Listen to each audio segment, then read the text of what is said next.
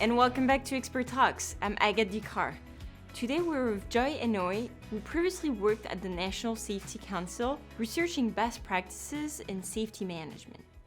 Joy will share with us her 3 tips for prevention of serious injury and fatality, or SIF. Joy, thank you for being here. Thanks, it's my pleasure. So, Joy, as I understand, for a lot of companies, even though the number of incidents is low, workplace injuries and fatalities are not decreasing at the same pace. Or worse, they're rising. Do you want to start by telling us what is a SIF and why it is critical for companies to have a serious injury and fatality prevention plan? Sure, this is a good place to start. So according to the Campbell Institute, a serious injury is a life-threatening or life-altering work-related injury or illness. It's really important for companies to focus on a SIF prevention plan because, as you just said, the serious injury and fatality rate isn't decreasing. So even if companies have a low incident rate, they may still be leaving their workers vulnerable to serious injury or even worse. Okay, so let's get right into the 3 SIF prevention tips. What is the first one you want to share? Sure. The first tip is to develop a communication plan to keep workers aware of and focused on SIF prevention.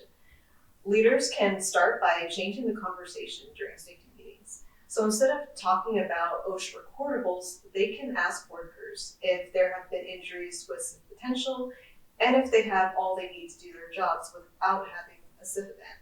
And this can lead to more meaningful conversations with workers about safety, thinking beyond those near misses and non-fatal injuries, and really focusing on the most severe risks that could lead to SIFs. Yeah, I can see how a communication plan really helps to make sure that everybody understands the importance of SIF prevention. So now, Joy, what is the second tip? Sure thing. The second tip is to track and analyze data to identify areas of SIF risk in your organization. And one way to do this is to look at prior incidents and near misses to determine if they have SIF potential.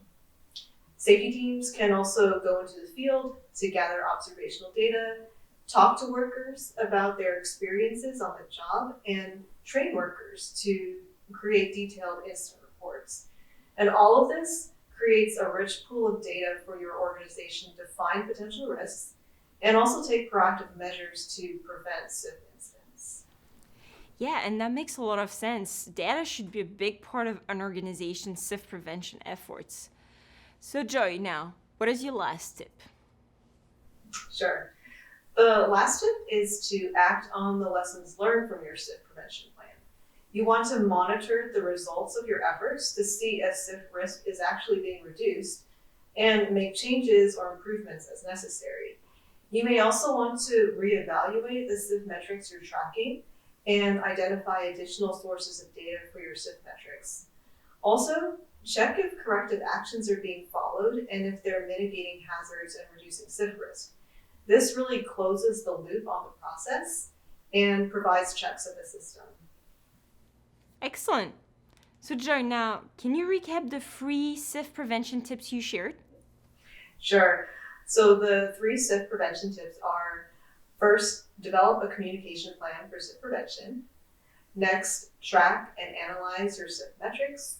And lastly, act on lessons learned. Excellent. Well, thank you for sharing those tips on how to prevent serious injuries and fatalities. And thank you all for watching Expert Talks. Stay tuned for more insight on industry topics.